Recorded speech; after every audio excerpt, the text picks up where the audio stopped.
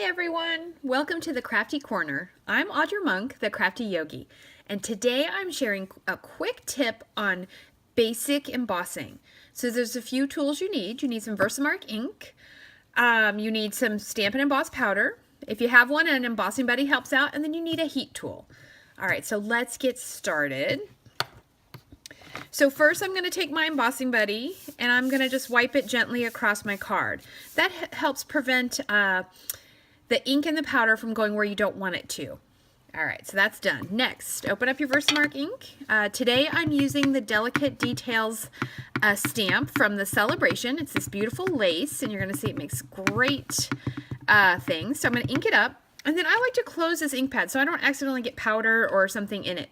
Another tip is I do like to store these upside down because it's not a Stampin' Up! Ink pad. So even though I bought it from Stampin' Up!, but it's a different design, a different brand. And so that'll keep the ink in the ink pad.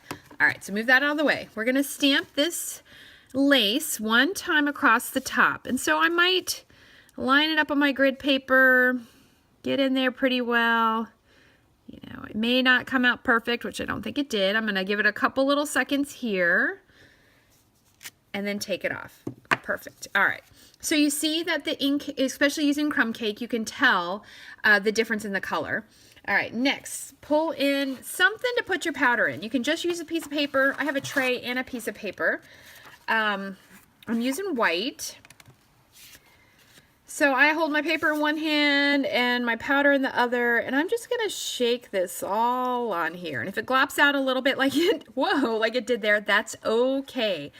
So you're gonna let it go all on there, and then you're gonna flick the paper. If you miss a spot, like that end looks not as good, go a second time. Okay, and then flick your paper. If you have a lot of designs, flick your paper from the back, and that'll work.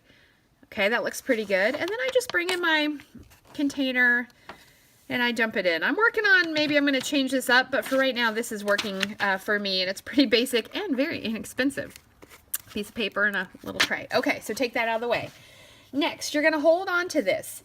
If there's a lot of embossing going on, you know, used a bone folder or a paintbrush, and also if I had stray powder, I could use this paintbrush to get that off.